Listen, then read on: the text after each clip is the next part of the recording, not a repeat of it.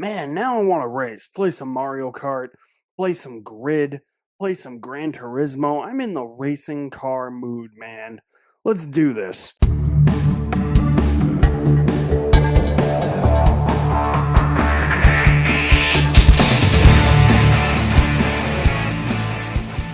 What's going on, guys? Welcome back to the channel. My name's Alex. Today I'm going to be talking about the movie F1, or F1 the movie. I don't know why it's called the movie, but this is directed by Joseph Kosinski, who has directed a whole slew of movies, including Top Gun Maverick.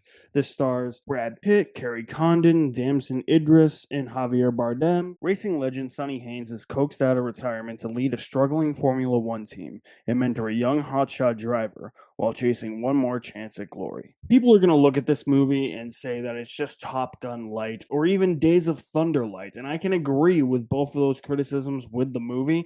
That didn't necessarily bother me too much. It's how the movie is able to execute its admittedly predictable plot and its characters and how it develops everything and how everything formulates. It's really all about that, and I think that this is probably the best script Aaron Kruger has ever written in his entire career. Again, it does feel a lot like a lot of other films. There's a huge predictability factor here. The end of the movie feels a lot like the end of Top Gun Maverick.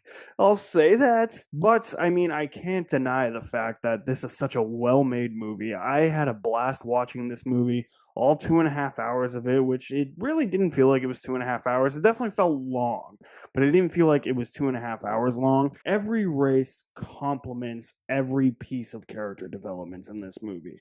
Every piece of character development complements every actor's acting ability and their presence in the movie and their performances. Everything just feels so top notch here that even with the predictability factor and this borrowing heavily from other films, you kind of just have to throw that out the window. This is a really, really, really fast paced, high octane, pedal to the metal, foot on the gas racing movie. And it's not just a racing movie. It's a drama about a down and out former race car driver who thinks that he has one more race left in him. He thinks that he has a shot at the title, something that he's never gotten. And Brad Pitt really conveys that.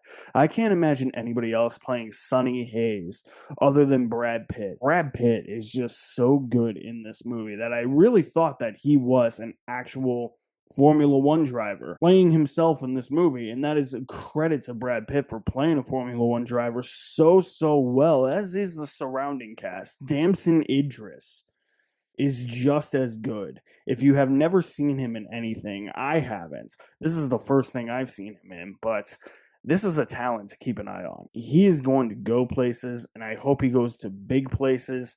This guy is fantastic in this movie. I couldn't have asked for anything better from somebody that I haven't seen act before.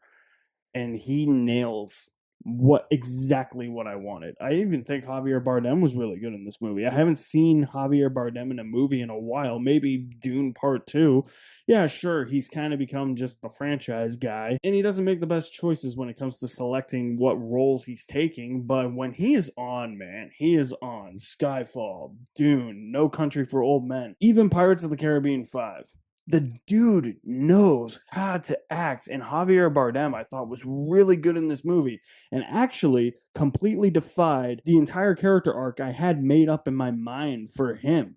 I thought he was going to go in a completely different direction, and it didn't do that. So the movie does have a few surprises like that for me, but it is so rich in character development. It is so rich in trying to build this relationship between this hotshot young driver mixed with old school, maybe has been down on his luck. His time has come, even if he hasn't won, type of driver in Brad Pitt's Sonny Hayes. And the two mesh well together to form a movie around that relationship, around that dynamic, and around a friend helping out another friend in need in Brad Pitt and Javier Bardem. It's a really good movie focused all around that. And the race sequences, how are the race sequences? They're fucking awesome, man. It's pedal to the metal. It's high octane, high energy.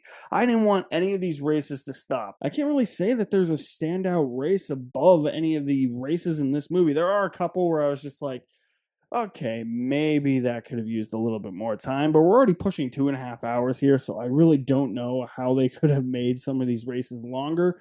But every race, man, it's not like one was better than the other.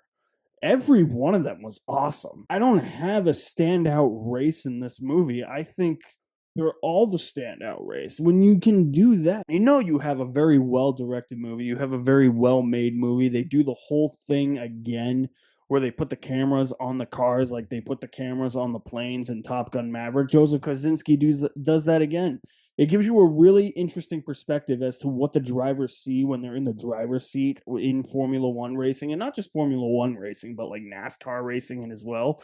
And it kind of puts you into the cockpit of maybe like what you would experience in first person in a video game, and just how fast these cars are going. They are flooring like 200 miles per hour. There are many scenes in this movie that gave me that adrenaline rush just watching all these races. It was a nice balance of drama and races. It's not like, oh, there's one race the whole movie, which is fine. Rocky has done only one boxing match the whole movie. Karate Kid usually does one karate match the whole movie, and that works for those movies. And if there were more of those matches in those movies, those movies probably wouldn't work as well as they do, or the movie would be way less effective than it already is.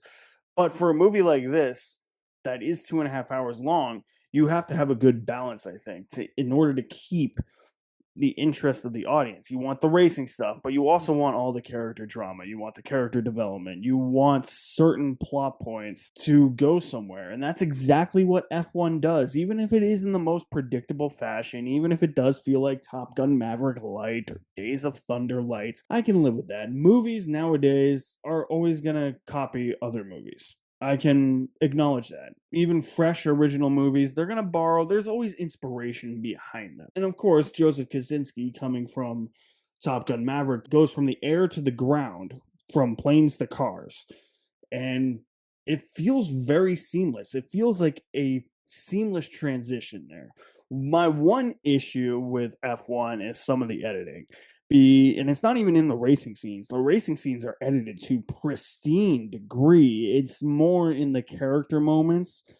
It doesn't really make me lose sight of who the characters are or what they're trying to develop with the characters. There's just few too many moments in this movie where it's a split second cut. They will do one split second cut back to a character, and then that'll be a split second cut. There's like 3 or 5 of those shots spliced in a row where it feels like split second shots, where you think that those shots should have probably just been extended shots, or maybe should have just been shot reverse shot, which is essentially what they're doing, but they're just cutting it up quicker than the normal average shot length should be. And it feels like this is below the average shot length in some parts. That's not throughout the whole movie though. That's only throughout some parts. But it did get on my nerves when they did it in the first half, and then it kind of went away, and then it came back more in the second half. That's probably my only issue I have with F1. I can forgive the predictability of the script. I can forgive the inspiration it takes and that it feels like Top Gun Maverick or Days of Thunder. I can forgive all that, but I don't know. Some of the editing choices just couldn't do it. And it's got a killer soundtrack. The soundtrack, man, especially in the races, man. That's why I'm saying it felt like a video game. Like it feels like songs you would listen to, like cruising down the highway or playing a racing video game, like the soundtrack to NASCAR Thunder 2009 or something. It was great, man. I loved F1 with a full bucket of popcorn. I hope you guys do get to see this. I'm curious to know what you think of it, because I've seen some mixed reactions among peers. I really loved it. I have a couple of friends that loved it. I had a couple of friends that were kind of mixed on it, but this really worked for me. And movies like this, it's very easy to work for me. It's very easy to get me on your side. I don't care how predictable it is. Even if this was light on character development, and I thought it was actually pretty heavy on character development. Even if it was just a straightforward racing movie, the races themselves were entertaining, filmed really well, high octane, pedal to the metal, didn't want to push the brakes on anything.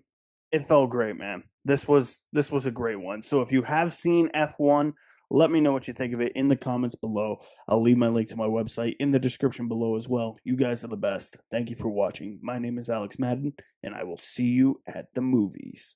somewhere.